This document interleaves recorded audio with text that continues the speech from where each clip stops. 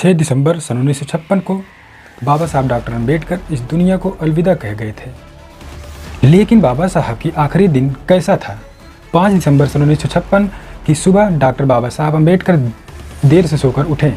नानक चंद रत्तू उनके उठने का इंतज़ार कर रहे थे। रत्तू 16 सालों से बाबा साहब के यहाँ सहायक थे। बाबा साहब के उठने के बाद रत्तू ने दफ्तर जाने की इजाज़त मांगी। घर में बाबा साहब और उनकी दूसरी पत्नी सविता अम्बेडकर और डॉक्टर मालवंकर थे। डॉक्टर मालवंकर मुंबई से उनके स्वास्थ्य की जांच के लिए आए हुए थे। दिन काफ़ी सामान्य था। दोपहर में सविता अम्बेडकर डॉक्टर मालवंकर कुछ सामान खरीदने के लिए बाजार चले गए, लेकिन काफ़ी देर तक नहीं लौटे। उस समय बाबा साहब घर में थे। करीब शाम 6 बजे रत्तू ऑफिस से लौटेंगे, लेकिन तब तक भी सविता अम्बेडकर बाजार से नहीं लौटी थी। इस बात से डॉक्टर अम्बेडकर नाराज़ हो गए थे। उन्हें लग रहा था कि उनका ध्यान नहीं रखा जा रहा है। बाबा साहब गुस्से में थे। रत्तू ने भी उनकी नाराज़गी महसूस की थी। डॉक्टर अम्बेडकर ने रत्तू को टाइप करने के लिए कुछ काम दिए। काम खत्म करने के बाद रत्तू जाने ही वाले थे कि सविता अम्बेडकर जी लौट आई। कहते हैं बाबा साहब इस बात से इतने खफा थे कि उन्होंने सविता को कुछ सख्त बातें भी बोल दी। बाबा साहब शांत हो जाए, आपकी तबीयत बिगड़ जाएगी, ये कहते हुए रत्तू ने बाबा साहब को शांत करने की कोशिश की। कुछ देर बाद शांत हो गए। उसी रात एक जैन धर्म प्रतिनिधि मंडल उनसे मिलने आया। यह मुलाकात पहले से ही तय थी। बाबा साहब ने कहा, रत्तू मुझे नहीं लगता मैं आज उनसे मिलने के हालत में हूँ, लेकिन क्या करूँ, ये लोग घर आ चुके हैं, बेहतर है इनसे मिल ही लेता हूँ। करीब 8:20 पर बाबा साहब बाथरूम गए, फिर रत्तू के कंधे पर हाथ रखकर वापस ड्राइंग रूम में पहुँचे, लेकिन वह काफ़ी थके हुए लग रहे थे। पास ही सोफे पर बैठ गए और आंख बंद कर ली।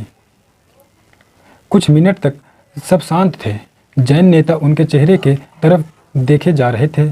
थोड़ी देर बाद बाबा साहब ने सिर हिलाया। जैन नेताओं ने कुछ बात की। बाबा साहब बौद्ध जैन धर्म से जुड़े कुछ सवाल भी पूछे। प्रतिनिधिमंडल में बाबा साहब को एक किताब बुद्ध की भेंट की। ये लोग अगले दिन के लिए कार्यक्रम के लिए बाबा साहब को न्योता देने आए थे। जी शुक्रिया, अगर तबीयत इजाज़त दी तो मैं आपके कार्यक्रम में ज़रूर आऊँगा। जब बाबा साहब जैन प्रतिनिधि से बात कर रहे थे तभी डॉक्टर मालवंकर ने उनका चेकअप किया। उसके बाद डॉक्टर मालवंकर मुंबई रवाना हो गए। जैन प्रतिनिधिमंडल के जाने के बाद रत्तू ने बाबा साहब के पैर दबाए। बाबा साहब बोले, रत्तू क्या तुम मेरे सर पर तेल लगा सकते हो? हाँ हाँ, क्यों नहीं बाबा साहब। बाबा साहब, रत्तू ने कहा, बुद्धं शरणं गच्छामि, बुद्धं शरणं गच्छामि। बाबा साहब आंखें बंद करके गा रहे थे। बाबा साहब ने कहा, रत्तू जरा इस गाने को रेडियोग्राम में तो लगाओ। बाबा साहब ने सांस खींचते हुए कहा, रत्तू कुछ किताबें और दे दो, और वो जो बुद्ध एंड हिज धम्मा उसे भी ले आओ। उसके परिचय और भूमिका पर कुछ काम करना है। तुम उसे मेरे बिस्तर के बगल टेबल पर रख दो। मैं रात में इन पर कुछ काम करूँगा। थोड़ी देर बाद उनका रसोइया सुदामा आया और पूछने लगा, बाबा साहब आप क्या खाएंगे? मैं क्या बनाऊँ? बाबा साहब ने कहा, मैं थोड़ा चावल ही खाऊँगा और कुछ नहीं। बाबा साहब गाना गुनगुना रहे थे। थोड़ी देर बाद रसोइया उन्हें फिर बुलाया। वे उठे और डाइनिंग रूम में चले गए। वो अपना सिर रत्तू के कंधे पर रखकर वहाँ तक गए। जाते वक्त अलमारियों से कुछ किताबें भी निकाली। उन्होंने वह किताब टेबल पर रखने को कहा।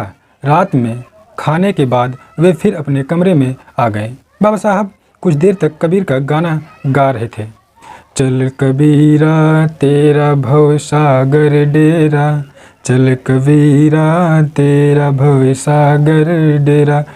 कुछ देर तक वह यूं ही गुनगुनाते रहे और फिर बेडरूम में चले गए। अब उन्होंने अपने टेबल पर उस किताब को देखा जिसे रत्तू से उन्होंने रखने को कहा। अपनी किताब बुद्ध एंड हिज धम्मा पर कुछ देर काम किए और फिर किताब पर हाथ रखकर सो गए।